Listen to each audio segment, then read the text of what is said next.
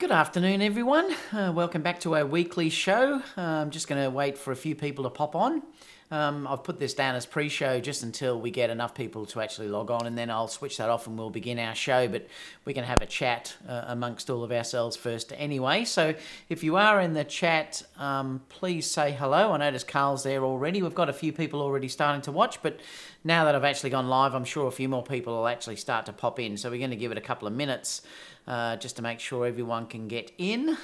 So let me know if you are from the chat, just where you're from, if we haven't talked before, guys. I'm just going to lower this desk down actually a little bit more. Perfect, look at that. Woohoo! It is actually beer o'clock. So I have got my Corona here waiting to go, and actually I'm wearing a basically a Guinness t-shirt. If you want to have a look, I've got a Guinness t-shirt on here today because I also do love Guinness as well. Had a beautiful Guinness last night too when I went out to a local pub, Irish pub here for lunch. It was beautiful. So I've got a number of things I want to discuss with you today. There's a fair bit of news that I can go through as well. Some rumours as well. Hi Carl from New York, New York. Must be nice and cold there now. It's pretty warm here today. It's around 30 degrees here. There's a change coming later though, so I think it's going to cool down. We're going to have some rain for a change, so looking forward to that. You snowed under at the moment there in New York. Now there's been some updates too that I want to talk to you about as well. I'm also going to give a bit of a plug too to the our Facebook chat group as well, or Facebook group where we're going through things as well, and that's starting to grow as well. Studio 96 is here. It is. Have you got a beer too, Studio 96? Where are you from? I can't remember. Is it Vienna? Hi, David. Cheers, buddy. Oh, that's good. I've just put this in the freezer because I wanted it to be really cold, and I just opened it up and it was actually frozen. It's still a little bit frozen. I thought, oh, I'm not going to be able to get all the beer out. I don't know whether you can see that it's actually frozen down to about here. So I think I need to leave it to thaw a little bit. It shouldn't take too long today. We've got a stack now starting to watch. So let me just give this a quick plug because I wanted to talk to people about this because I really do want to especially get my YouTube followers basically into this because it's such a great site now, and it's also starting to grow because I've got this site in here, and I'm just going to stick the I'll stick it in there in a second in the chat view so you can see it. But the photography and video school that I've actually got running for you guys in Facebook, it's actually there, Photography and Video School. So that's the actual name of the site that I've done it. Now I'm doing that because I am now concentrating so much on photography and video. So it's a site where basically I'm starting to show that aspect of it and how I use Fusion and everything else. So it's a site that you can actually join if you want to sort of learn all about these sort of things. Unlike most Facebook groups that are out there, I'm not putting restrictions on of I'm quite happy for you to use it to promote your work, things like that. I'm quite happy with you sharing some of your images. There is limitations like 3 a day, but apart from that, I'm quite happy with you showing some videos that you've made, doing all different things, because I really want it to be about you as well as building my business as well. But you can see now we've got a really growing community where everyone's posting what photos they have and what settings have been used, things like that. But also, if you notice too, I post on there extensively, but also you'll notice too that I actually do videos on here as well, which is different than what I'm putting on YouTube. This one, for instance, was the same as what I've got on YouTube, but I did add one a little earlier, which showed me starting to build that wedding video. And I also did a frequently asked questions there the other day as well. It was specially just for this Facebook group. So if you do want to see those sort of things, please join us there because I will be starting to add some more live stuff in there that's totally independent of what I'm offering in YouTube. So yeah, please come and join us. So it is basically, I do check to make sure that you are from a photography or videography background. But like I said, please join us because it's a great site. That was the video I put there. I show how I start to create a wedding video using Final Cut. And it's different to the video that I actually put up online. People are showing things like Rowan stabilizers and everything else. But anyway, it's a great site. So please join us if you can. I'd love to have you on board at that site. And I'm just going to go over to here, because I'll just put that link in here so that you can see what that link is. Let me just take off the pre-show. So that's the link, actual site there, if you did want to join us. And I'll put the link. The link is in the description box down below, so you can join us there as well, through that as well. And that site is for you guys, so it's an extension of my YouTube channel, so it's especially for you guys to interact with me, and obviously all of your fellow friends that you're talking with as well. Altric just said, there's my picture. So we've got David here. We got Studio 99 here. Carl's here from New York. What else have we got? Carl said it's up to 47 degrees here today after a long cold spell. That's 4 degrees Fahrenheit, is it, Carl? Richard Oliver is saying, hi, David. Carl's here. Altric's also here. And David Johnson. There's a lot more actually too now, just watching live. So if you can, guys, please, if you want to get my attention later on, have at David Oastler like you saw through here. It will get my attention when I come back to the questions later on, because I'm going to start on news and everything shortly. So if you can do that, put that as at David Oastler, because I will give enough time at the end to come back to questions. And clearly, as I'm going through these news articles, you can just keep talking amongst the live chat. That's the advantage of being in the live chat. So what I'm going to do is I'm just going to go over to the Oastler Images sign, and then we'll start the actual news. Hi, Jim. How are you, mate? He's live from frozen Minnesota. So I'll see you in just a second.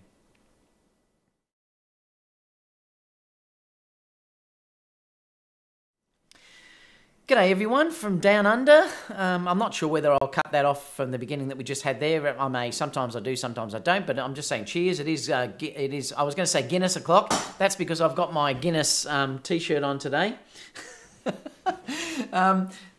I'm still on my Coronas. Kerry keeps buying me stacks of these, and I've still got about 2 boxes left.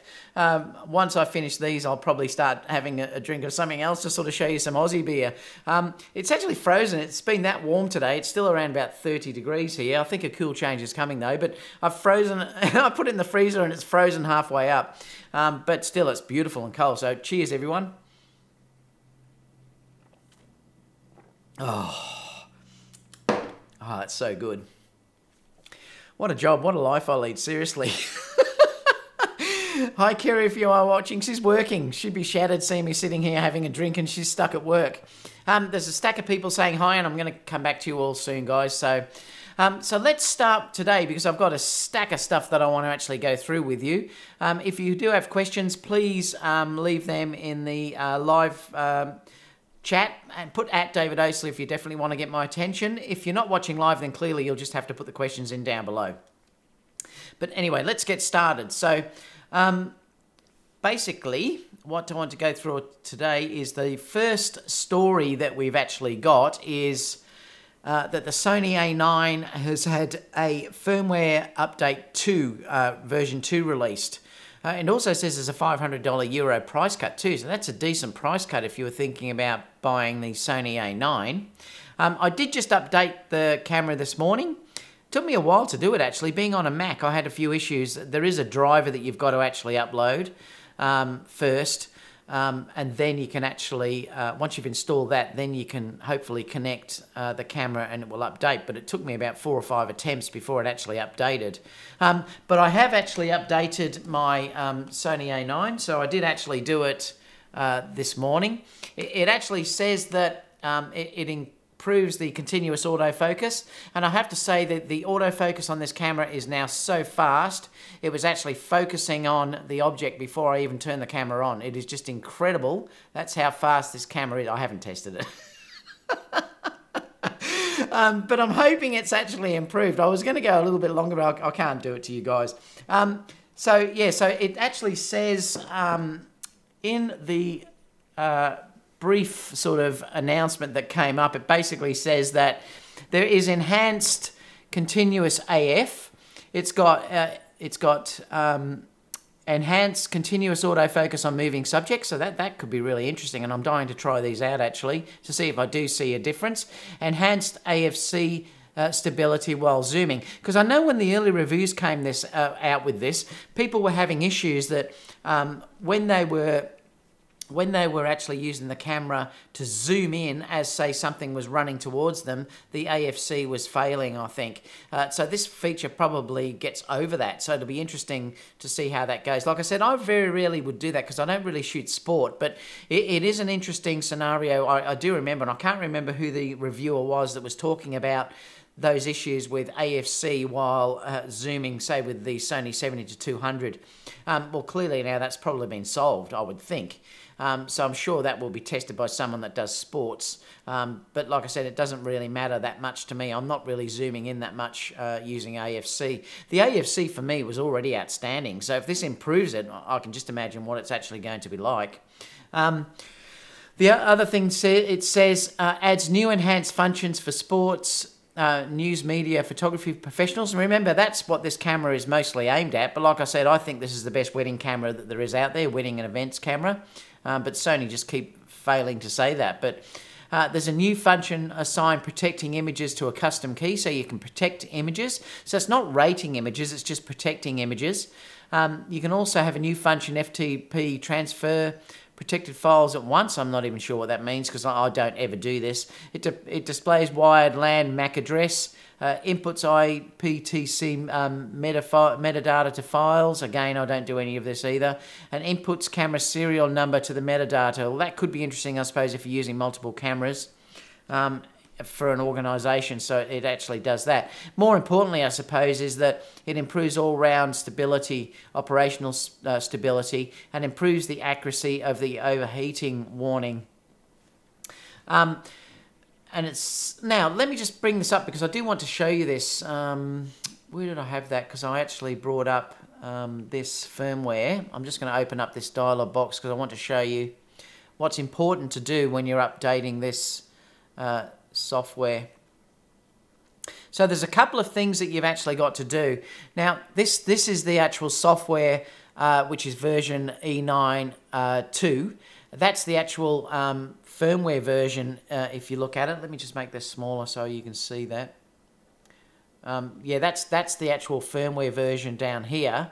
But the thing that you've got to actually watch is that you also download this driver version as well, which is this Mac OS X 10.13 driver. Now, this is only if you're dealing with Mac, guys. If you're on Windows, I've heard there's no issues installing, so you won't have an issue. But it is very important if you're trying to install this on a Mac that you download that driver first.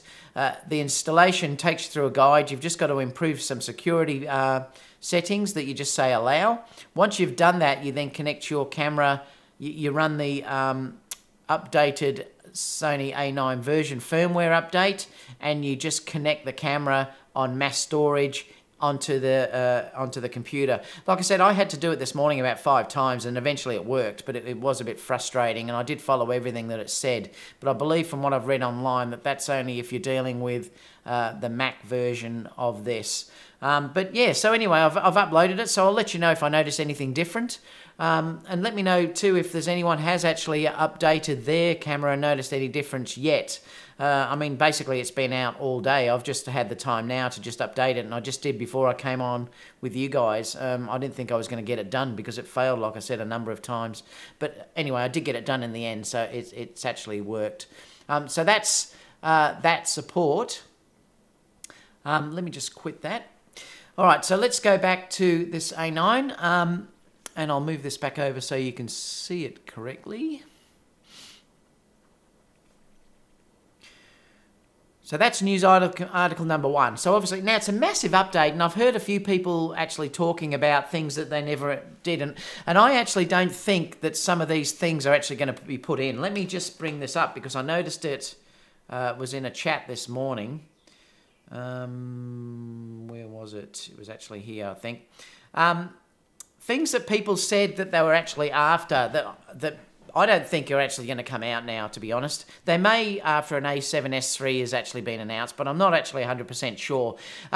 So they're saying S-Log is not being been released in firmware, and I don't think that's probably now going to come out. They may release it perhaps after the A7S3 is out, but I don't think we're going to see that until the A7S is released, and they've got a fair number of sales for that, because they're not going to take sales away from the A7S3.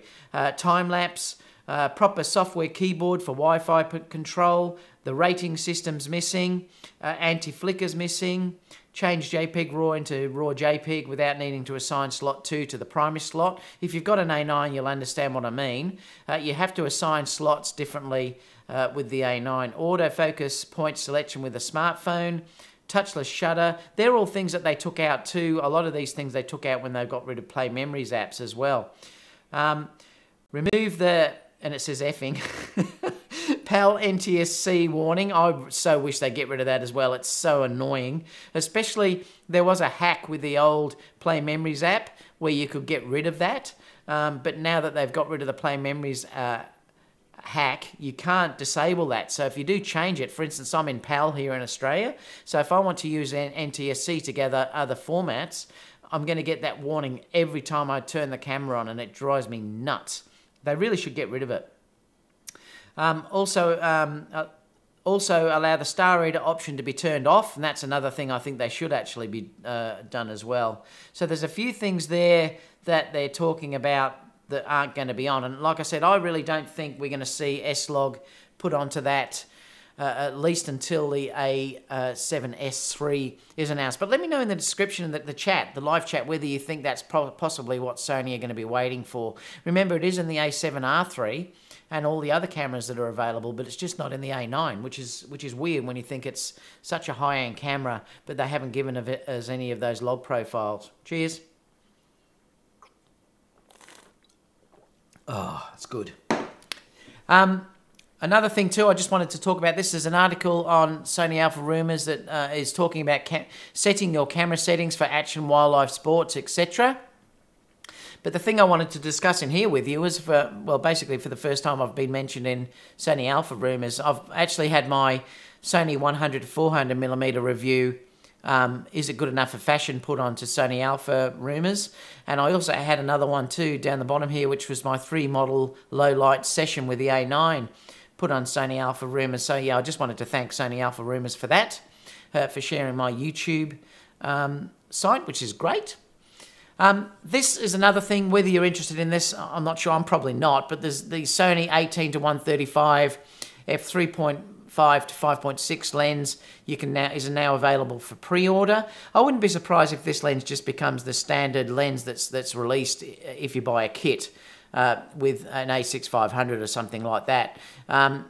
Because from what I've seen with the reviews and stuff, it's a typical more cheaper end lens that, you know, is a little bit soft and things like that. So it's not a lens that I'll actually be buying, but it definitely has that kit lens sort of look about it. But again, it's got a nice reach there as well. I'm not sure about the benefits of this, say, against the 18-105. I mean, the 18-105 would be still the one that I would suggest if you're thinking about getting a reasonable or decent lens, because I really like that. And plus, the 18-105, even though it's a shorter focal length, it's a permanent f4, which is a big difference than having that variable aperture. So if I was in the market to get that lens, I'd still be getting the 18-105 rather than this 18-135. But let me know what you guys think about that anyway. It is $598, but it now is available to pre-order. That's probably B&H. Yeah, it is. It's B&H that's available to pre-order now. Another thing too that I noticed the other day was they're starting to sell, or they're going to sell, a silver A6300. Which I'm not sure how I feel about. What do you guys feel about that? Do you think that's a benefit? It might help with heating, perhaps. I mean, if it has got a body that will reflect heat, perhaps it could help in that. I'm not sure whether I'd like the silver anyway. I actually like the black. But let me know what you think about that. But it is going to come out. It doesn't say when it's going to come out, though. But it might be a limited edition as well. I'm not actually sure. And on that topic, I still love my A6300, guys. And the thing is, you really have to understand too that there's no real difference in quality between the A6300 and the A6500. I think I've got both, and I think they are almost identical between the two of them. The only difference is the A6500 obviously has stabilization built into the lens, into the body, and it also has a larger buffer so that you're not waiting so long. If you do shoot continuously, you're not waiting for that buffer to clear anywhere near what you are with the a6300. But if you're just getting the camera just to do normal photography, normal video, the a6300 and the a6500 basically give identical results. And I can't tell the difference between using either one. It just depends on whether you want to pay for that stabilization or that buffer. But if you haven't got the money to buy the a6500, I wouldn't hesitate to buy the a6300. Or even if you had only enough money to buy one camera and a decent lens, get the a6300 and a good lens, because you'll save money for basically the same camera. But that's just my opinion about that. Another thing too, I just noticed CS has announced this device, which is called a CCB WD1. It's for the RXO, and I believe it can attach up to 100 devices and sync them all together. So if you were in that sort of market, well, this has now just been announced. I don't think they're saying yet when it's going to be released, do they, or not? No, they haven't said there. But basically, it's if you want to connect multiple devices, multiple of these RX1s to each other. So you've got a device now that will do that.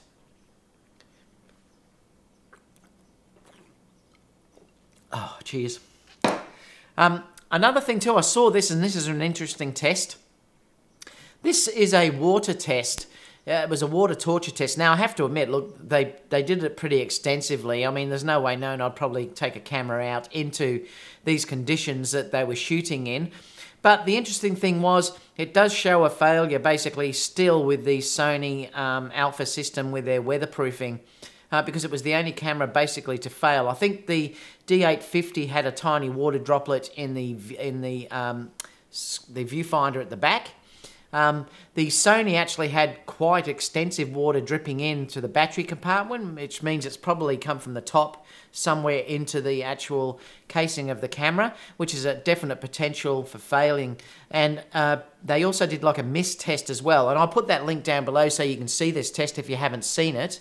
But they did a mist test as well, and the camera, the Sony A7R3, failed in the mist test. It actually shut down. So clearly it is something that Sony have to do to basically get their weather sealing better. They tested a, what did they have here? They had a Canon 5D Mark 1V, the Olympus OMD EM1 Mark II, and they both passed without so much of a stutter, no water getting anywhere where it shouldn't have been. The Nikon D850 sprung a small leak into the viewfinder unless the BS3 hot shoe cover was used. So if you use the hot shoe cover, it wouldn't affect it. Everything else stayed dry. The Sony A7R3 performed the worst by far, leaking a significant amount of water into the battery compartment, seemingly from above, and malfunctioning entirely during IR's 15-minute heavy mist test. And it just basically says down here as a disclaimer, I suppose, that of course one should be careful making sweeping generalization based on testing one copy of each camera. But if this test is indicative of all Sony A7R3's weather sealing, Sony might want to take note of IR's result and as they go about designing the Mark 1V. And yet, like I said, you can read that and even watch that review if you want to.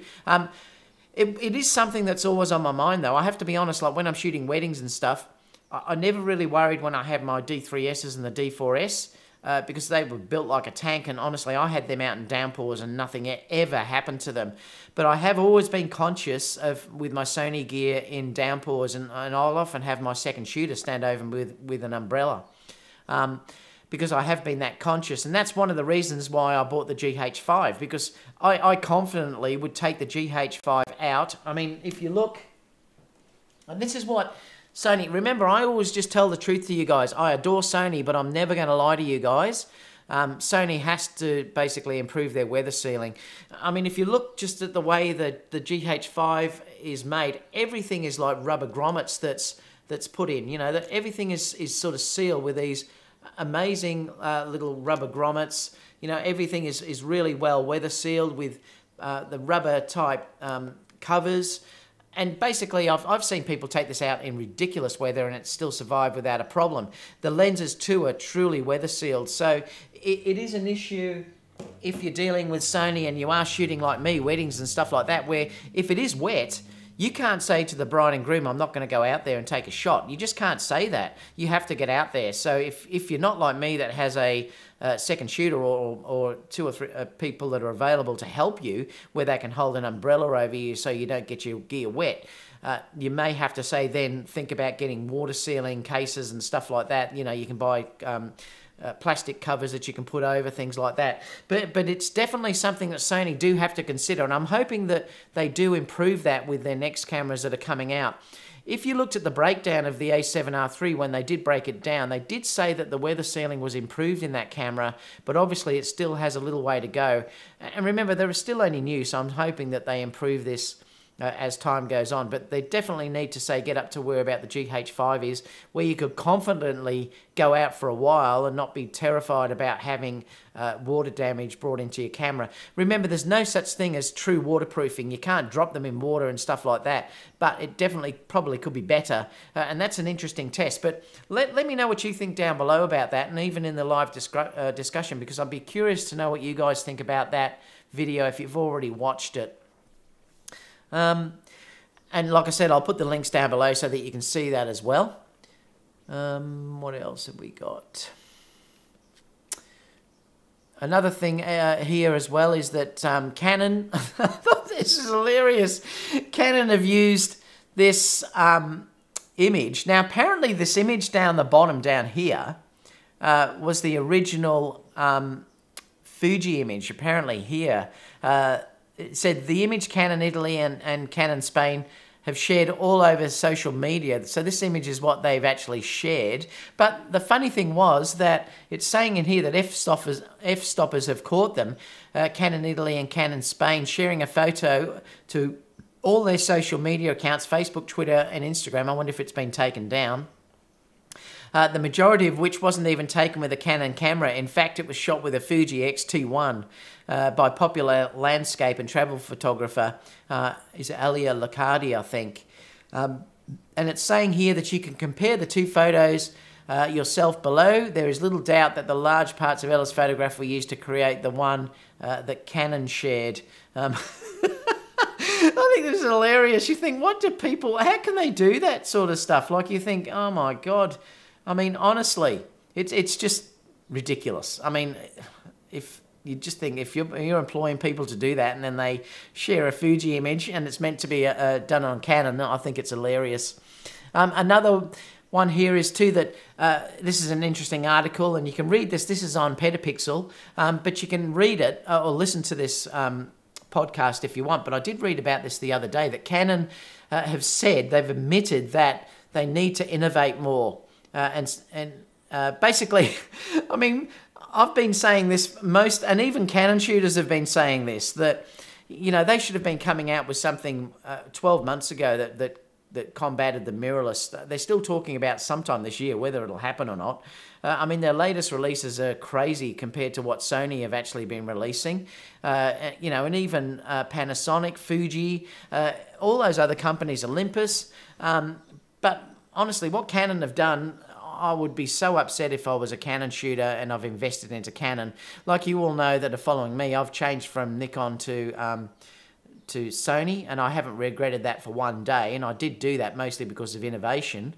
So they're not really innovating enough as well, although the D850 is a really good camera, but they should be all having good mirrorless systems out by now. They're taking way too long. The thing they've got to understand is by the time that Canon bring out a mirrorless camera, Sony probably will have the A7R5 out, you know, and who knows what that's going to give us. So they're again going to be behind that ball before they even start releasing their cameras. I think they obviously have left it now too late. But yeah, that was an interesting article that I read anyway, talking about that saying that Canon need to innovate. This was... I love this article. I read this the other day in Petapixel. You're going to laugh when you see this. This article was saying a couple sends their wedding photographer a 30-page critique of their photos. And I thought this was a classic because you can look at what they've done. They've actually highlighted everything with the rule of thirds, and then they've got all these dialogue boxes pointing to things that they're not happy with. If you scroll down to here... No, I can't read it because it's in Chinese, but I just think it's hilarious. So they've sent a 30-page document about how they're not happy with the rule of thirds and obviously everything that's gone on with this shoot. And I thought that was hilarious when I read this. So I'll put, like I said, I'll put this in the link down below and you can have a look at it yourselves. But clearly, I just thought that was absolutely hilarious. Oh, the things that you hear that people do. And lastly, for news, I just wanted to talk to you about this because I noticed that the GH5 have just brought out their GH5s version. Cheers, I think I need a beer.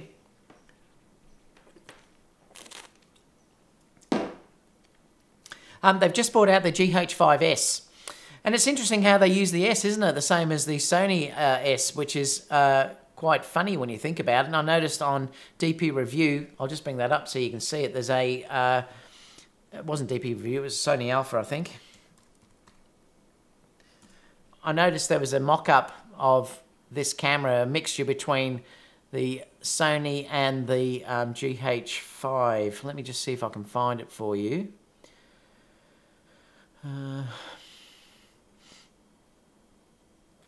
Where was it? There.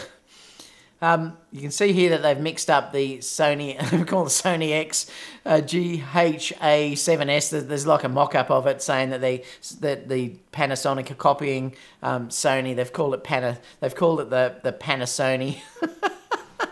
Oh, that was quite funny.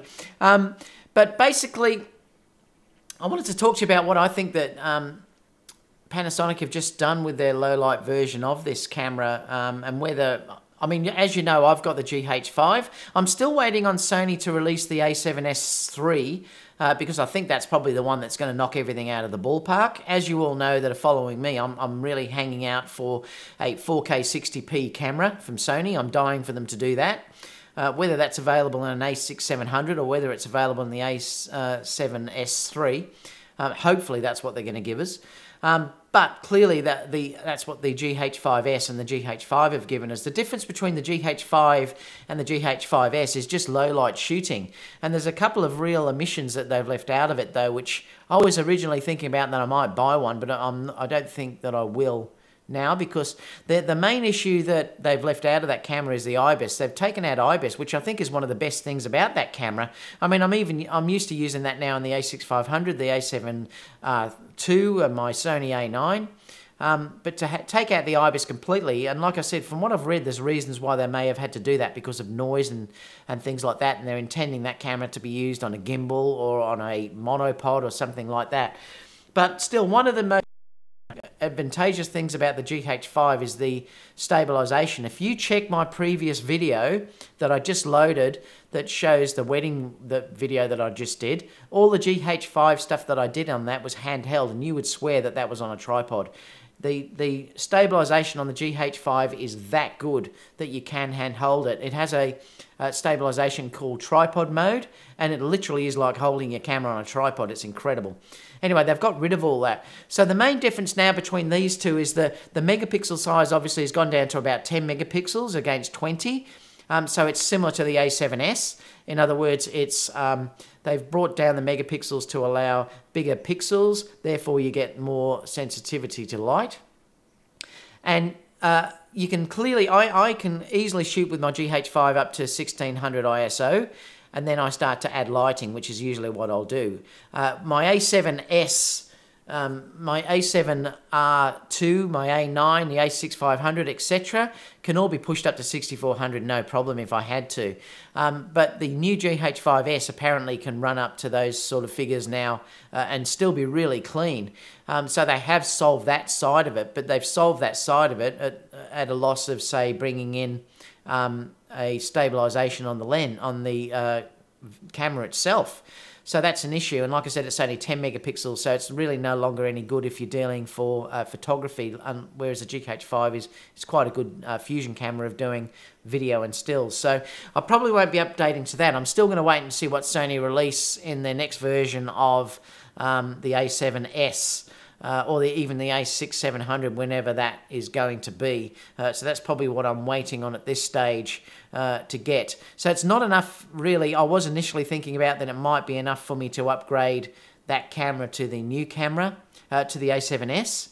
But I don't think I probably will now. So let me know what you think about that too in the comments. I'd love to know what you think about that. They have said down here though that overall this is good news. Sony can't hold back on the A7S3 launch and has to pack it with some necessary features like 4K 60p and 10-bit internal recording at 24 to 30p.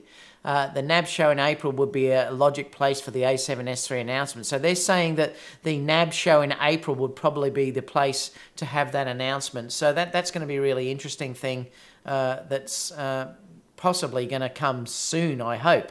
Now, a bit of new gear that as you know, I love buying new gear. A bit of new gear that I just bought. I'll just show you what I actually bought. I've bought another gimbal. So I actually bought this. So it's actually the Moza Aircross, because I'm still looking around just to get sort of the ultimate gimbal that I can use, and I've seen a couple of reviews of this. So I thought that I'd give this a try. Now the thing too, guys, that when you see me say I've bought some new gear, I actually mean I bought some new gear. This is not sent to me. I've paid for this out of my own money. Like I said, everything I've got, I've purchased. I've paid for it out of my own money. So I will give you a review of this. It comes in this nice case as well. Now, I usually throw these cases away. I keep them, but I mean, I don't use them because they're too hard for me to lug around in a job. But there's a couple of things that I really like about this system, and there are a couple of things I still have to get. I'll show you inside in a minute, but I will do a review on this, and I'll show you what's fully inside, and I'll do a review and upload it onto YouTube so you can see how it works. But a couple of things I really like about this is it does have a battery that you can stick into the camera and then connect to the gimbal itself, a true replacement battery, which I have to still order because they don't come with that in the kit. And it also has a great remote control that you can use, and it will follow your remote control, and the app is really good as well that you can actually use. But if we look inside, I'll just show you just so you've seen what's in it. So this is inside the box itself. It even comes, I noticed too, it even comes with a cleaning kit as well, but you know, it comes with the typical things like your stand. One other thing too that I really do like about this is, and this is one real advantage of this system, I think, and it's probably better than any other system I've used so far, it comes standard with an Arca Swiss and also Manfrotto plate. So you don't have to use any other adapters. You can use your own Arca Swiss and attach into this, the actual plate on this. It comes with a charger, a cleaning kit. Obviously the battery is 3 batteries in here. It has 12 hours of battery life, which is more than enough for me to shoot in a continuous day, you know, without an issue. And I think it takes 1,800 grams, which is big enough for nearly all of the mirrorless cameras that are out there. It's got a lens mount kit inside here and other things that sort of come with it. But I notice on the box, it actually says, just let me move my chair. It actually says on the box there is a number of cameras that it will actually say it can be used with. Now the cameras that basically it says that this can be used because there is the Moza, I think it's just called Air, which is a larger version of this. But it works with the A7S3, A7RIII, RX100, Sony A6300 and A6500, the Sony A9, Panasonic GH5, Panasonic GH4, Panasonic G7, Panasonic G85, Canon EOS M6, Canon EOS M5, Nikon V1, and Fujifilm X-T2, and Fujifilm X-T20. So it will work with all of those. So this one particularly, and this is why I got this one, was because it basically works with, it's definitely designed for the mirrorless cameras. I don't want to be holding a gimbal that's too heavy, and I think this will probably work fantastic for what I need. The amazing thing about this too is that just let me scroll back to here, because it's actually incredibly cheap. And this is one thing, when I bought it, I thought, wow, I didn't buy it from B&H, I bought it from Amazon, but they're the same price. You can actually get this for, if I move this over, you'll see the price is $419, which is ridiculous compared to what I paid for my original gimbal, which was over $1,000 for the Came TV one that I bought. I think it was about $1,200. It's 530 AUD if you wanted to buy this in Australia, though. But it comes with these amazing features. Like I said, I will review it for you guys, but you can also buy, and they're really quite cheap as well. You can get the handles for this as well, and it comes with this amazing little remote control unit, which is this unit here. I don't know if it'll open, will it? Yeah, it will. There you go. Yeah, it comes with this amazing little remote control. Now, it's $199, so it is pretty expensive. I think if you go directly to the website, you can get it for $120. It's a lot cheaper.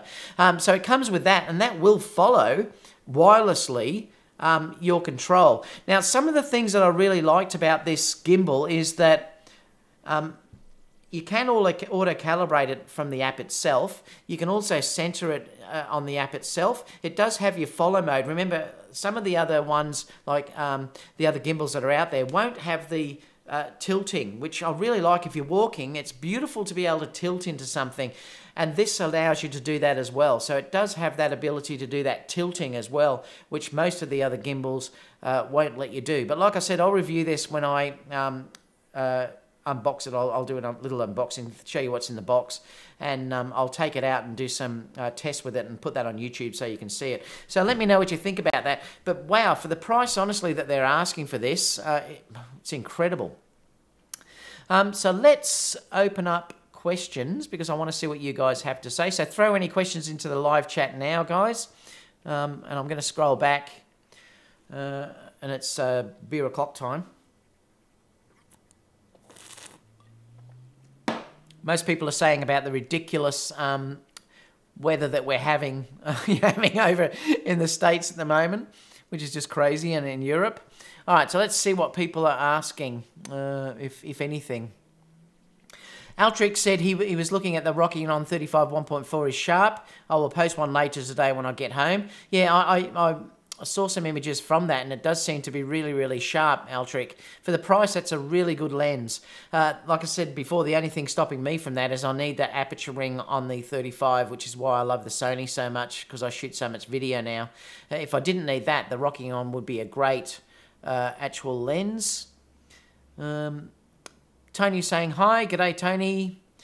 I'm having a Corona myself. Woohoo! Altric's joining me for a drink. So Brad Harris said, the prior update addressed continuous focus with the 100 to 400 GM. That update did make a difference, so even more improvement is good news. So that's talking about that continuous focus on the A9 that I mentioned earlier. Like I said, I haven't tested it yet because I've just put it on my camera myself, so I don't know if it's made any improvements. If anyone in the live chat has updated their A9, let me know, because I'd love to see if it has made a difference with that continuous focus. Oh, so much. Thank you so much. Who was that just donated? Delta Dave, thank you so much. The moisture test was the bogus. Oh, thank you so much, Michael. Thank you so much, guys. I really appreciate that. Let me go back to these questions. Mikkel said, hi, David. Hi, Mikkel. Oh, it was Michael the Maven said that about the zooming. That's right. Yeah, it was him. You're right there, Minolta for life. That's true. Yeah, he did say that about the zooming, and tracking mirrorless cameras have this problem. So it'll be interesting to see if they've solved that issue. And being a sports camera, you would hope that they have solved that issue, because that's important. If you're having a gridiron or a soccer player, footballer running towards you, you want to be able to rack your zoom in or out and still have it focusing.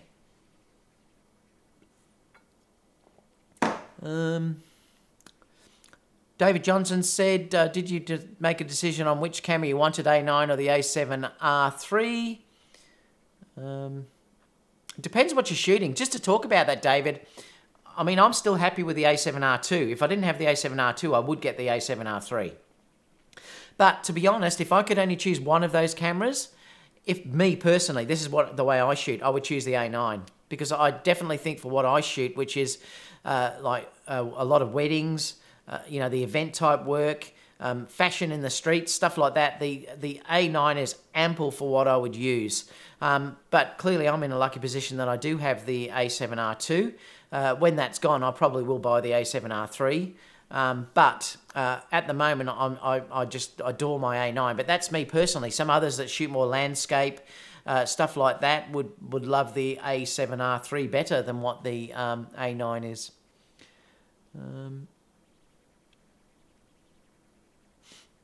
What else have we got? Minolta for Life said, why would anyone want to update a Sony camera? Yeah, well, I can't believe that. I think Sony camera are amazing. David Johnson said, updating as we speak. I see you updating now, David. Well, that's good. Yeah. Well, like I said, I had no problem. Well, I shouldn't say I had no problem. It took me about 5 attempts, but it updated, not a problem at all. Altric, did you do your upgrade yet? Just curious to know. Oh, Michael just gave me another one. Michael! Fake news, moisture test. Yeah, I know, it's interesting. Let me know what you think about that, Michael. Do you think that's a fake news? Because I'd be curious to know.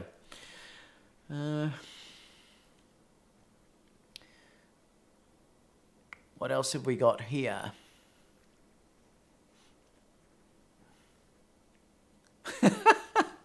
Joseph said Minolta's owned by Sony. That's quite funny. Altric said, so many things this A9 does is nuts. I know I probably only use a quarter of what it can actually produce. That's like any camera now, though. Every camera now is so technically advanced that you probably never will use even half of the features. It's incredible when you think about it. What else have we got? Oh, went too big on that. Let me bring that down. There we go.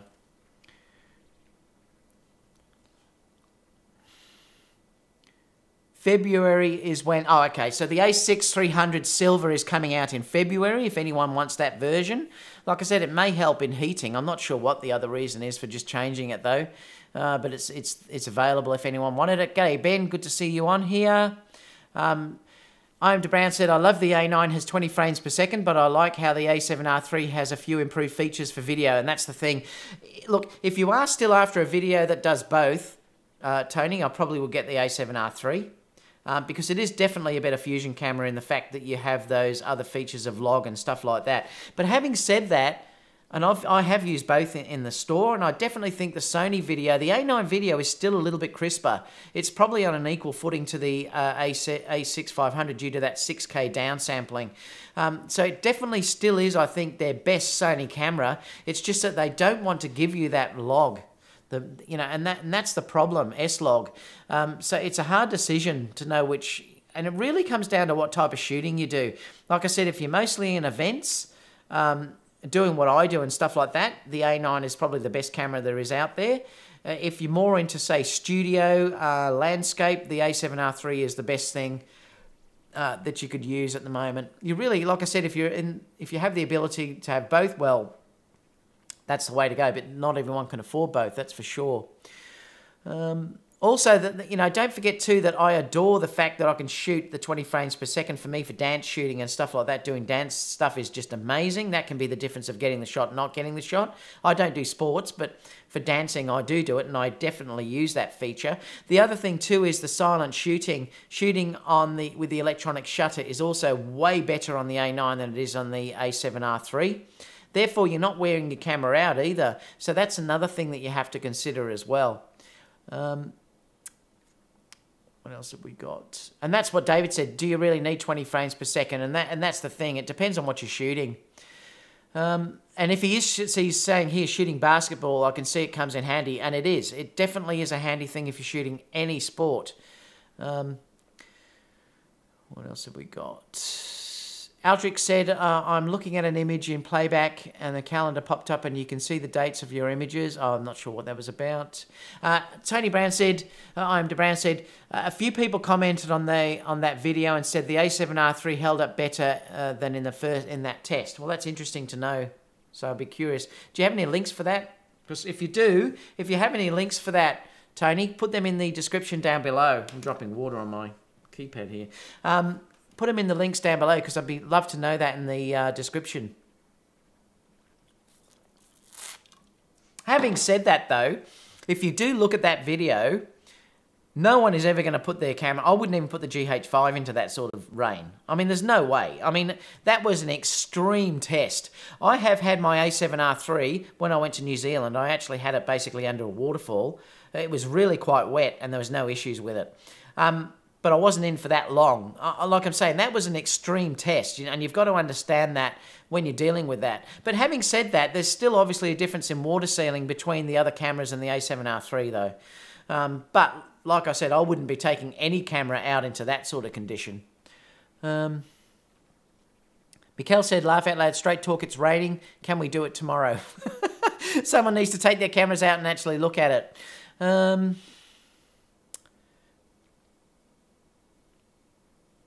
What else have we got? Stuart said, hi Stuart. Joseph's here as well. What else have we got? Sony glass is too expensive. Well, I don't think it is. I don't reckon it is too expensive. Remember, if you look at the Sony glass, if you look at Canon release, when the 70-200 was released in the beginning, they're basically the same money as what Sony were after. The other thing that what you've got to consider too, and this is what you've got to be careful of when you say Sony is very expensive. Sony glass is as good as you're getting. That Sony glass is rated at 100 megapixels. It's future-proof basically. It will resolve, the GM lenses will resolve 100 megapixels. So therefore, if you're buying Sony glass, they will last into the future. So that's another thing to consider as well. But you've got to remember that Sony are new in this game. They are new in releasing lenses, so you do have to pay a little bit more. But like I said, if you look at the original prices of what other manufacturers were asking in the beginning, they're not too expensive. That's just my opinion anyway. I don't know whether some people are going to disagree, but I don't think it is too expensive. Streets of Vancouver said taking out IBIS was ridiculous. Yeah, I don't understand that with the GH5s either. And that's, like I said, I was contemplating buying that camera, but I'm definitely not going to now without IBIS. I love the IBIS on that camera. I love using cameras with IBIS, period, and I'd hate to lose that part of shooting. For run and gun shooting, it really can save you. For Sony shooters, what color space are you using? I'm just using, on this for instance, I'm using the S Gamut. Are you talking about for stills, Altric? Let me know because I'm curious to know if you're talking about stills or for video. Color space, I always use sRGB. But that's what I'm actually using.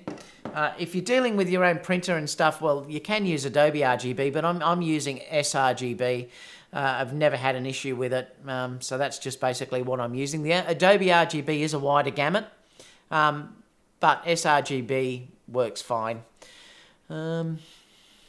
And I'm dealing with that too because I'm using sRGB because the printers that I use deal with sRGB and then there's no conversion. I know I'm not going to change the gamut itself by changing it later on from RGB to sRGB when I'm saving it. It's just a better working profile for me. So that's what I'm actually using.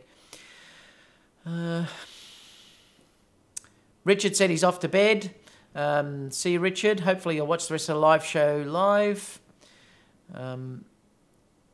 That Lumix grip looks much better than the A7R grip. Yeah, I know it does. It actually looks very good, doesn't it, Joseph? Streets of Vancouver. David, I have to say that the 6x16 1.4 has really turned out to be a stellar lens on my a6500. Do you use the one? No. The only wide angle I've got is the 24 1.8. That's the only wide angle lens. Oh, and I've got the 10 to 18 on my Sony as well. Like I've said to you before, Streets of Vancouver, I've mentioned in this as well, I only basically use Sony lenses because I need the Sony Prony. I've got that phony stuff stuck in my head now. I want the Sony Pro support. And if you got to remember too that I'm running a full-time business, so for me, having to spend a little bit extra money is not really that much of an issue. I'd prefer to spend something and buy a Sony lens than I would for getting a third-party lens. It doesn't mean I'll never do it, but I've got a Voigtlander on the GH5, for instance, and I probably would love to get a Voigtlander on my A7R for video. But the thing for me is, at this stage, if something breaks down, I love the fact that I can get that sent off within 2 hours of it breaking down. It will be, the courier will come to my door, they'll take it to the place to be fixed, and it'll be fixed within a week. I can't get that with any other lens than Sony because I've got Sony Pro support here in Australia. So that's the issue for me. I'm sure that Sony will bring out other lenses. But at the moment, I'm quite comfortable with using the 10-18 f4. Then if I need anything faster than that, I've obviously got the 24 1.8, which is what I'm shooting with now. This is 2.8 on this actual lens. You can see it's lovely and out of focus in the background back there. If I put that on 1.8, well, obviously it's even going to go a lot shallower. But, you know, this is on 2.8. It's beautiful. I adore this lens. And that gives me that 35mm focal length. That's my favourite lens on the system. It's just beautiful, and I adore that lens. So, no, I haven't used that, but I have heard nothing but good reports about that lens. I'm still deciding what I'll do about a real wide prime lens for the a6500 or whatever, so I'm looking at that, and I may one day perhaps go to that way, but I'll see. But I am quite comfortable at this stage just using the 10-18.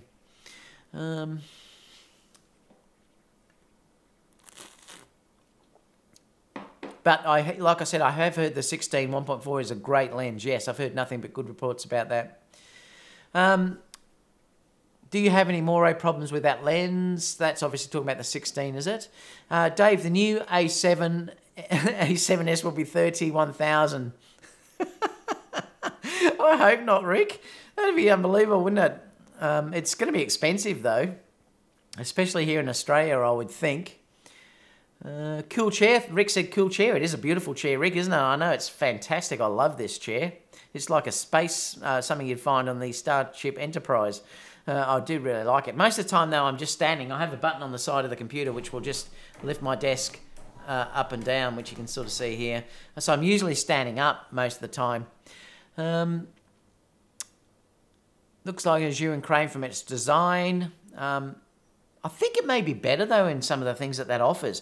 Like I said, the zoom and crane, the issue for me is, and that's why I've never wanted to get that, is I love that tilt. I love the tilt when you're walking. And they don't give you that. I'm pretty sure they don't anyway, but that's one of the issues with the zoom crane for me. I really like it when you're following something to have that tilt going into it because it does give a really nice natural look. But I'll see when I use it. I mean, for that price, you can't go wrong, can you? $400 for a gimbal like that is incredible. Just got my Aircross in the mail today too, enjoying it so far with my G7. That's interesting, Blake. Let me know in the comment box down below how you find it. Mikel said, neat, Streets of Vancouver. I love that Guinness t-shirt. I know, it's really cool. Let me come up here. You can see here, Guinness is good for you. I got it when I went to Ireland. I went to the Guinness factory and I bought it in the actual shop there. That's where I actually got it from. But yeah, I do, and I love Guinness. It's one of my favourite drinks. Like I said, I had a beautiful pint of it last night. I like beer a lot more. I must say, I never thought I'd leave Canon. That's Altric, and he's enjoying it now. He's switched to Sony. Sony has changed my life. There you go, Altric. I knew it would. It certainly changed mine as well. Blake Ayres said the two-handed grip is not sold separately at the moment, not listed online. Okay, they probably haven't got it. I'm not going to buy that, Blake, because that two-handed grip defeats the purpose of what I want to do with that gimbal. I like them being really small that I can hold them, and you know, also hold another camera in my other hand, which is I explain if you look at that video I just posted yesterday about building up in Final Cut Express. So it's something that, you know, I really don't want to have that extra weight basically in size. So that's it. But I know Tony bought the Crane version 2, I think, Tony, didn't you? And you're happy with it, aren't you? Although it's heavy, I remember you said it's heavy. But most guys aren't doing fusion like I'm doing either. They're not doing the 2 cameras in the one hand. Like I'm walking around basically, you know, with the crane in one hand like this, and then I've got the camera in the other hand, literally like this, and I'm walking down the aisle using the crane and taking shots at the same time. I'm so grateful that I'm using Sony now, and they're light cameras. If I was doing that with the Nikon, with a heavy camera and a lens, I'd be hopeless, you know, it'd be terrible. So it does give me that ability to be able to do that. So there's no way I'll be buying the dual handles. I probably will buy a spare set of batteries though. I probably will buy, if you look at it, I'll probably buy a spare set of batteries like this and this controller as well. I'll probably buy those, I think. The battery charge is really good because it comes out and it's actually on a USB cable, so you can plug that in anywhere where you've got a portable battery charger or anything like that. So that works really well as well within Moza Air. Thank you so much, Delta Dave, for the donation. He said that moisture test was bogus. Well, like you said, Dave, too, if you've seen anything where you reckon it is fake, let me know in the comments down below, because I'd be curious to know. So put that in the chat box if you find anything. Thank you so much, Michael. Respect to you as well. Altric said, I have today, but I haven't been out because it snowed last night. Okay, that's updating. Yep. He's going to try the A7, the A9 update. Let us know in the comments down below, guys, if anyone has updated the A9. And let me know if you do notice anything with the focusing, if it's any better. Hi, David. Only an Aussie would have a beer while chatting with his mates. Yeah, I know. Cheers. Oh, it's shocking. I'm going to have to start bringing 2 in, because by the time I've finished this, I'm ready to go for a second. I'm going out for dinner tonight, so I can't have too many.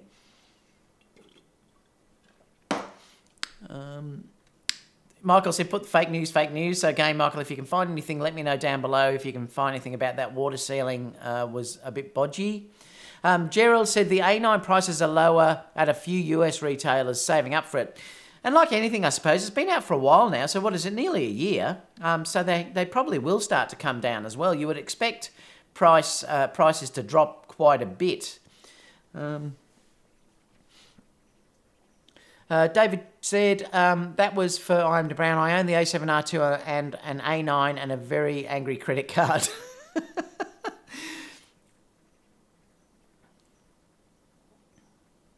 Oh yes, Altric, yes I did, and took about 10 times to get it. I know it's so frustrating updating the Sony firmware on Macs. It can be really picky.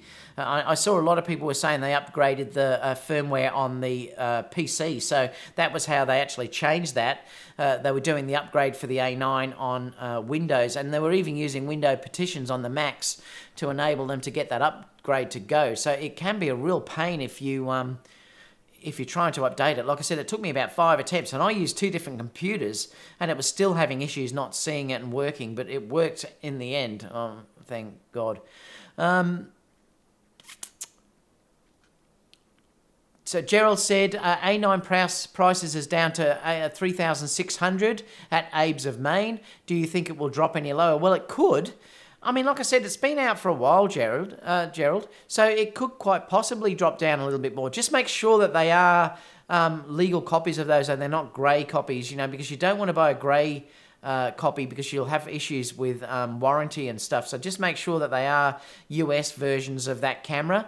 But I mean, like everything, I think they probably will drop a little bit more. But they're starting to get into a good price range now, and I think that for the money that they're asking there, it's a great camera. When you think what you pay for, say, a 5D, you know, I mean, honestly, I think it's great. The D5S, the D5, I mean, which are way more expensive, and I think this is a better camera. I think the Sony A9 is actually really well priced, to be honest. Marcus said, come in late. What is talk about moisture test? I did see the video. I think it was the A7R died and the D850 kept going. Yes, it was. That was what the test was, Marcus. But a couple of people are saying that test was bogus, so I'm curious to know where they heard that from. So I'd like to see in the comment box down below what you think about that. David said, Gerald William, Abe's of Maine sells grey item cameras. So, yeah, and that's why I'm saying you do have to be very careful that you're not buying a grey camera. I would not buy a grey market camera, because if something does go wrong, you can be screwed in getting it fixed. You've got to basically send it overseas to whoever you bought it from. There can be issues. I always would prefer to pay a little bit extra and have that knowledge that I'll get the camera fixed under local warranty. It's not worth saving it, particularly if you're buying a camera, that high-ended camera. I wouldn't be buying grey market. No way. But that's just me. But I just wouldn't do it. Michael said, I believe the test. I'm sure it is real, but I'll take my Sony any day over the rest of the other cameras. Sony has too many good things. Yeah, and you're right, Michael. Like I said, you've got to take that test in perspective. Who is going to seriously... Like I said, I really trust the GH5 weather sealing. I wouldn't put it under weather conditions like that. There's no way I would be doing that. I just would have it in a plastic bag or something like that with just the tiny lens exposed, if that was the case. I have thought sometimes about buying a rain cover, but I just haven't used that. But you're right, and look, I wouldn't have gone over to Sony if I was worried about weather sealing. I would have just kept my Nikon or Nikon, or I always get confused how you guys say it, but I would have kept that. I would have kept the Nikons and kept that for the weather sealing. But that's not everything to me. It's more about the whole system that Sony has given me. You know, the viewfinder, I buy it for the viewfinder alone. I mean, it's, you know, the EVF, I'd buy it just for that. You know, the stabilization that's in there, the video that's incorporated in there. So you can't just go by weather sealing. I mostly just showed that because you do have to be careful, obviously, taking it out in the weather, and that's why I wanted to show that. Like I said, and I did say that you have to take it with a grain of salt. You wouldn't put your camera under those conditions. I wouldn't trust my Canon 1DX in the rain either, he said. Michael said Sony Glass #1, and I agree with you. I think it is. Gerald said, David Johnson, I would never buy from them. I shop at B&H, Adorama or Allen's Camera only. Just curious if others will drop their prices on the A9. They will drop. They've got to drop. And Michael said that new Flashpoint Color Pro looks really nice. Yes, it does, because let me just bring that up. I thought I saw that in Sony Alpha rumours, actually. Let me have a look.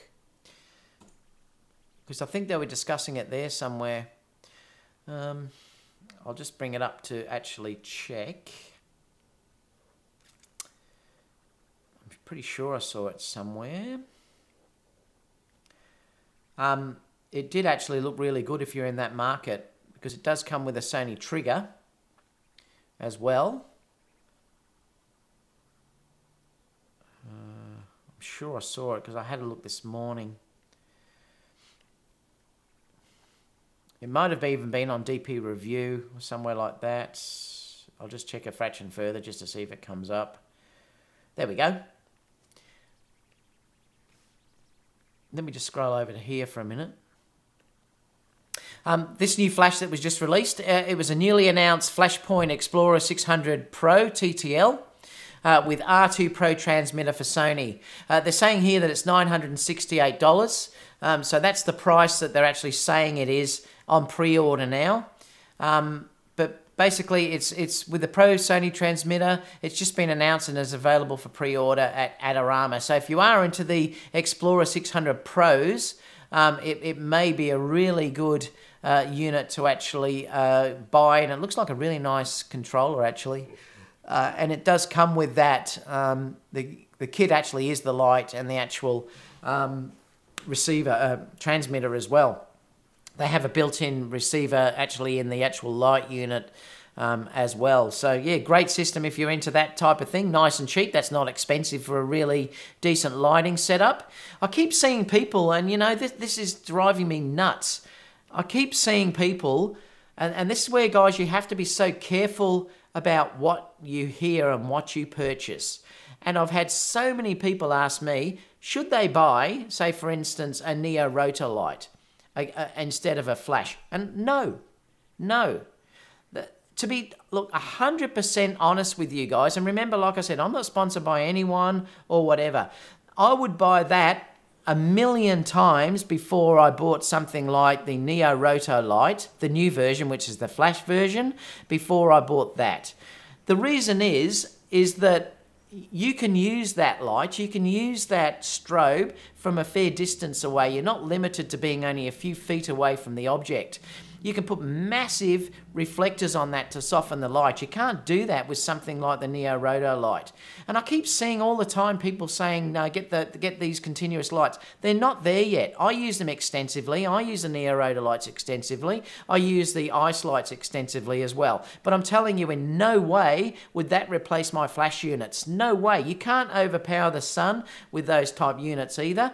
Just be really careful with what you hear in marketing. And this is where you've got to be very careful on who you'll trust about saying to get those things first. You really should be buying a flash unit, learn flash photography before you go more onto these continuous things. You should be buying something like a continuous unit as an extension of something like that. Because most of the time you'll be shooting, to be honest, most of the time you are shooting in basic daylight. And you do have to do things like overpower the sun. And if you want to do environmental shots, which is be away from the subject, you know, and light them up. I mean, I think on, let me just bring up this, because I want to just bring this up for a second. I think I can see it in here. I'm just going to bring up something on Facebook. Let me just bring this up. Let me see if I can find it for you, because it saves me hunting through my work, trying to find them.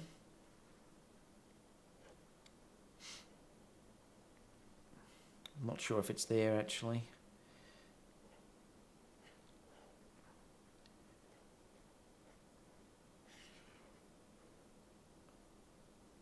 No, I don't think it's there. Let me just check my David Oastler page, because it may even be under that.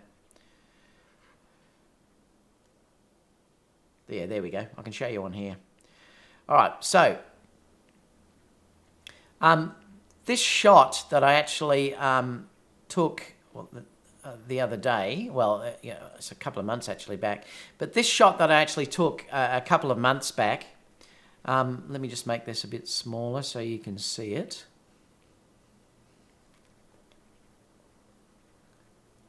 This shot that I took a couple of months back, this was lit, and I adore this shot actually, I really do love it. This was one shot, so the birds actually are in that image. They're actually there in the image. I was on the other side, and I think I shot it with the 16-35 f4 lens. But Kerry was actually, if I bring up the thing so I can draw it, let me just, where'd I hide that thing, desk scribble.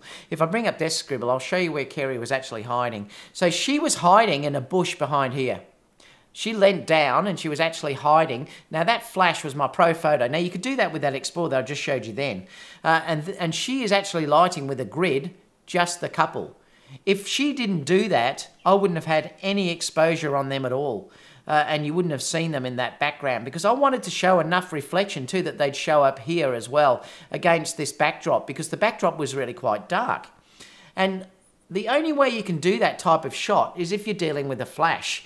So if you're talking about having something that's powerful enough to light up, you know, the bride and groom in that scenario, you know, you need to have something that can overpower the sun. And that's the thing with that you need something that really can overpower the sun. This was another image too that I actually used.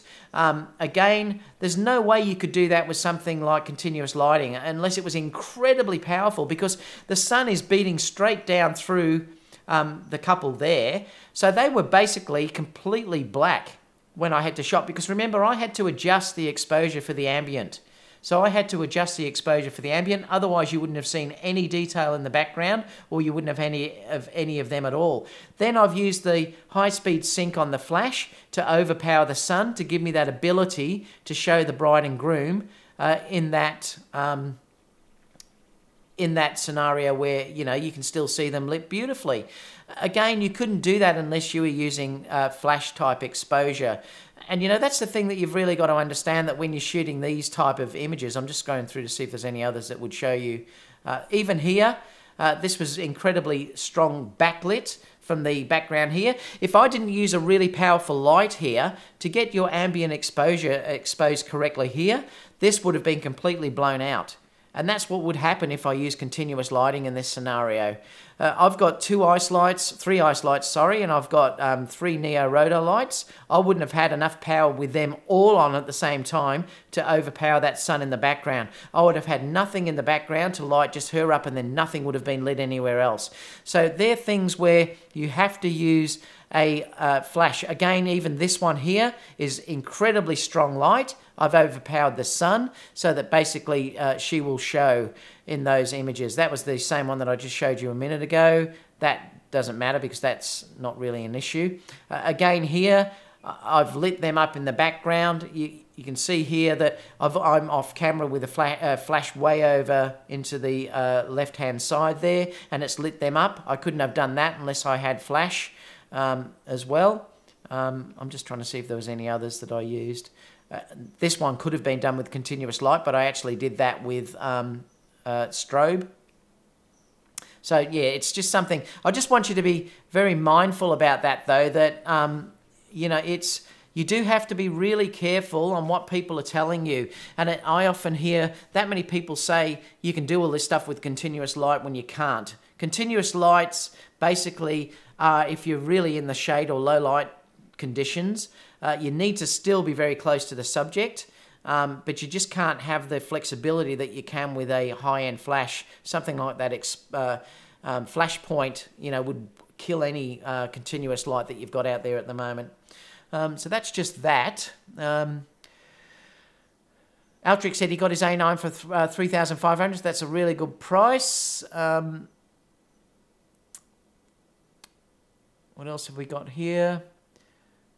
David said, I got mine from 3465 open box from Best Buy. That's fantastic. David, what a great price for the A9 that was. Marcus said he loves the new shape of the a600 Pro. It does seem to look really nice, doesn't it? I agree. And also, Altric says, if you guys are looking for used equipment, check out Fred Miranda.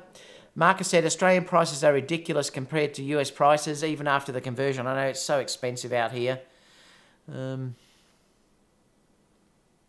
Streets of Vancouver said, without a heatsink, it's hard to imagine the Sony will put 4K 60p in the A7S. Well, they better had Streets of Vancouver. I'm telling you, I'll be so upset if they don't. They may change the body on that camera. They would have to bring out 4K 60p in that camera. I'm almost convinced it's going to be in there. Altric said, cool shirt, thank you. Gerald said, I've toured the Guinness factory in Dublin. I know it was fantastic. I had so much fun there, and I learned how to pour Guinness. It was fantastic. I love it. Highly recommend it if you do go there. Michael said, got my Broncola Para 88 this week. Love it. After saying that, all of my kids are up for sale. I love it. Marcus said, David, do you ever do any light painting stuff? No, I want to do that, Marcus. I'm going to try that one day. I'd love to do that with a model, actually, and I am going to give that a go because it is something I've always been interested in. I can black out my studio completely, so I can do it in my studio, so I am going to do it. Mikkel said, 5:37 in Copenhagen, got to hit the sack. Thanks so much, Mikkel. Thank you so much for watching.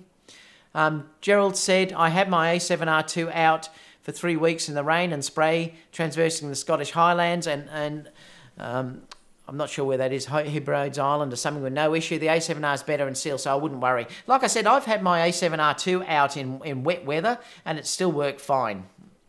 I mean, that was an extreme test. The strobe is still king. I agree, Carl, and I think that is true too. You have to have both. Marcus said, David, Jason Lanier will put a bit on you now. Laugh out loud. He seems to be plugging them hard. Jason does also do a lot of flash work, though, guys. I mean, Jason tends to put both on. He does do a lot of strobe work as well as using ice lights and stuff like that. And I think even if you follow Jason in his the Jason Lanier Facebook page too, Jason would be saying to people that you would use strobe for your high-speed sync and daylight conditions, and you'd be using something like the Neo rotor lights in low-light condition and stuff like that. So if you notice when he does all these shoots and stuff and he's using those the Neo rotor lights, he is in conditions where it's cloudy or it's under fairly dark conditions inside the old warehouses and stuff like that, abandoned warehouses where they work. really well. But like I said, I certainly wouldn't recommend, if you were only looking at one system at this stage, I'd be getting a flash first. I wouldn't be getting those before you learn how to use flash. Gerald says, yes, this is an upgrade from the Flashpoint 600 HSS. I've got the Jimbai 600. I do still have that here. I don't use it. I probably should sell it, but I do have it here. That was $749. He says the new one has more powerful battery and shorter recycling time to keep up with the fast frame rates. It's finished. What am I going to do now? We're nearly down the end, guys. Michael said a lot of that is coming from people looking at Jason Lanier videos. He says that a lot. Yeah, and you do have to be careful. Like I said, you really do need both, Michael. You need strobe as well as continuous light. I think I use both extensively. But like I said, as a learner, if you're learning, I'll be using flash first. What else have we got? Michael said, nice shoot. Thank you, Michael. Gerald said, Michael Pierce, love Jason, but he gets paid to hawk gear he uses. Neos and Aircross work better in lower light, not powerful enough for most work. Carl Ryan said, a nuclear-powered strobe. Snake, you're awesome. Glad I caught this one. Thanks so much. Thank you so much, Snap Click. Streets of Vancouver said, funky images. Thank you so much. Beautiful shots, Mikael said thank you as well. I like the look of the flash more than continuous lighting. Not saying it's bad, but it just looks different to me. Maybe I'm just seeing a lot of people that don't know how to use it. You possibly are right there, Michael, too. The thing is, too, with your flash performance, because you can put them through a really big softbox, and I like to shoot very environmental, and that's why I like to show you that image a second ago with the bride and the groom. I really do like to shoot ones where they're like that, where, you know, for instance, they're part of the environment. You can't really do that with the continuous lighting because you just have to be so close. The other thing too that's an issue, and this is one of the main things about this, it's not so bad with the Neo rotor lights when you're dealing with the flash version of that because they can turn on like a flash. But if you're dealing with anything with continuous lights, they're very hard to look at. Because they're so bright overall. But, you know, they will change eventually where you get the same sort of power eventually. But it's still nowhere near that at this stage. I just burped because I'm on a beer. But it's still nowhere near this stage. And to get that really beautiful look, I think, you still have to be using flash. If you look at all the fashion photographers that are out there, the real high-ended fashion photographers, they're still using flash work. They're still using high-end flashes. You know, and you definitely need that control. The problem with continuous light at this stage, the second you diffuse it, you lose so much power with those lighting. There's no chance of you using that outdoors. And remember, the larger your light box, the larger that light box is, the actual softer the actual image is. And to be honest, sometimes though, if you are shooting real high-end fashion, I like to really have overpowering strobe, which means that you're using a fairly big light. I'll show you one of the diffusers that I love, and I'll show you why.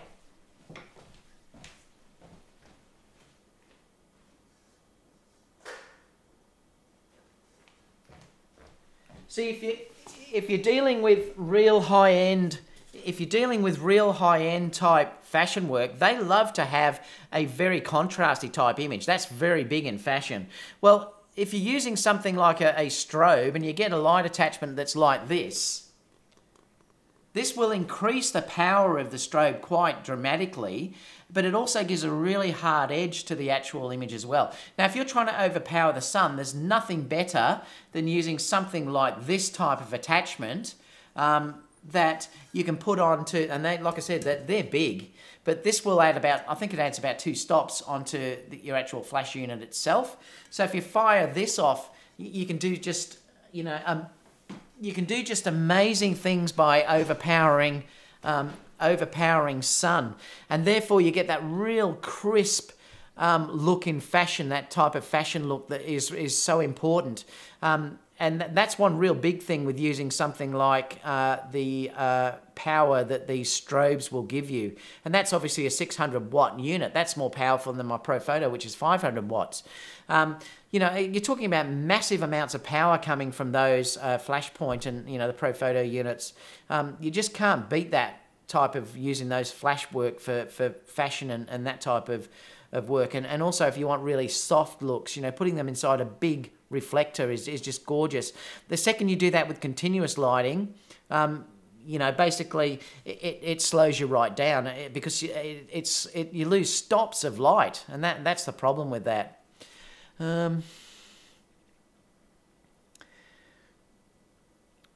David Johnson said, what type of light would you recommend for a red carpet event? Oh, look, you'd just be using on-camera, David. I'd just use your normal on-camera strobe. That would be what I'd be using. Just have it pointed up a little bit with your little white reflector sticking up so you get it a bit that way. That's all I'd be using on a red carpet event, or even fire it straight at them, because you can't be using continuous lighting in that scenario. You'll blind the talent that comes down the walkway. I'd just use on-camera type flashes, and that way you can really shoot fast anyway and continuously. Remember, you shouldn't be putting those on your camera. I'm going to grab the Neo and I'll show you.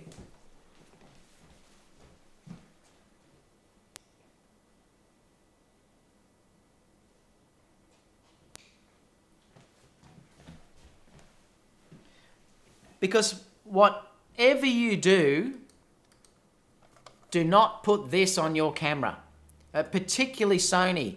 The Sony hot shoe is the weak point of these cameras. If you Google it, you'll find them, and I'm telling you, I've seen a number of them where the hot shoe has actually broken off the camera. It is a definite weak point of these Sony cameras. So whatever you do not put this on your Sony camera. These are heavy, and put batteries in. This is quite heavy even without a battery. If I put the 6 batteries in this is really heavy. You're going to break that hot shoe. I honestly would not recommend doing that. So if you're dealing with working in a red sort of carpet type thing, even receptions and stuff. I wonder why that's not focusing. Oh, there we go. Even with receptions and things like that, I'm using the on-camera flash. I just use my Sony flashes. So anything like that you're dealing with using on-camera flash would be way better than using something like that. Don't use anything like that on your camera. It's way too heavy for the Sony hot shoe particularly. I think it's way too heavy for any hot shoe really, to be totally honest. How often do you shoot with shutter speed of 32,000? Quite often, Mike. And that's one thing that I love about the A9. I'll shoot with the 35 1.4. I'll take the groom outside and I'll shoot wide open. And I love that aspect of being able to do that. That's a game changer for me. Being able to have that ability to shoot wide open with f1.4 is just, I can't understate how that's changed my whole photography shooting. What else have we got? Altric said, I call it balance with the sun. Yes, it is, and you're balancing for the sun. Michael said, I have the Broncolor 800 Silos L, and I can use it from a mile away. I'm just going to Google that. Let's have a look at that, Michael, because I'm not sure what that one is. Let me just bring up another window. See, Broncolor is very high-ended too, like Profoto.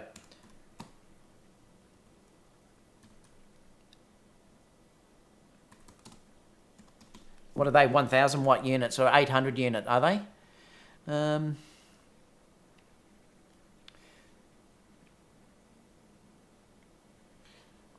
So this is the unit that Michael's talking about here.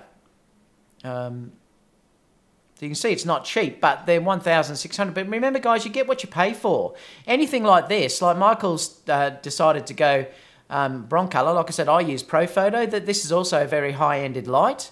It's also very powerful too. It's got 800 watts, so it's very powerful. It looks like a beautiful unit too, actually. So this is the unit that Michael's got, and he probably is right by saying that he could run he could run away a mile with this unit itself, you know. And like I said, you can put all these beautiful big soft boxes on and stuff like that. I mean, I'm not recommending for you people to go out and buy something like that. You'd be easily, probably, if you're just starting out, getting the Flashpoint would be more than, you know, great for what you guys are learning with. And eventually, look, you do, and this is what I often say to people, you do get what you pay for. And if you are dealing with particularly wanting high-end gear that will really last, that is basically bulletproof, you can't go past running something like those Broncolor or Profoto units. But I certainly wouldn't recommend doing that unless you're running full-time. You don't need to learn on those type of units. Get something like that Flashpoint, which is ample enough for everyone and is more than enough power for what most people will be using.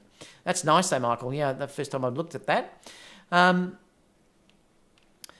Mike Ranson said Jason Lanier did a video where he was shooting on a real sunny day with the A9 and 35 1.4 and at 1/32,000th of a second or 1/16th of a second came in handy. Yeah, and it is. It is. Like I said, I use it all the time, David. I definitely use those high shutter speeds now all the time, and it really is amazing. What kind of chair is it? It looks comfortable. What is it? Just let me have a look and I'll see.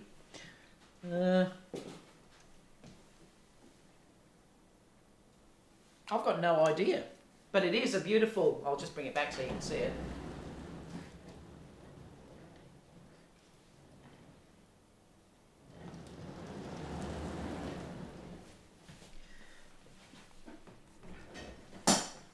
Yeah, it is a really amazing chair. I love it actually. I don't sit in it much because like I said, most of the time I'm standing up. Oh, did I do that? Oh yes, I did do it there, didn't I? Let me go back to here. David said, there is actually going to be a dedicated area for the red carpet area, and I was debating on using some LED light, but have never done red carpet event before. I only own the a6500 and the Sigma 30. What other lenses would I require? Well, see, if that was me, to be honest... Oh, that's David. Yeah, I'll talk about that in a second. Yeah, I'd be careful with LED light, David, because you don't know where you're going to be able to have them standing up. Someone could knock them over.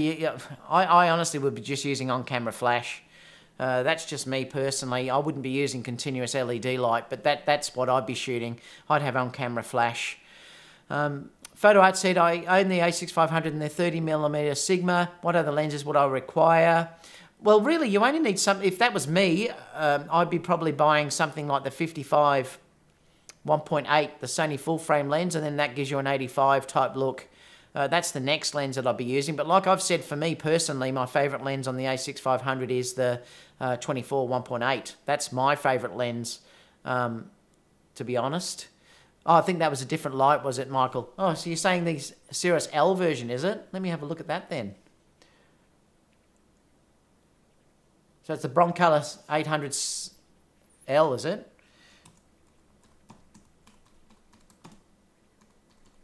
800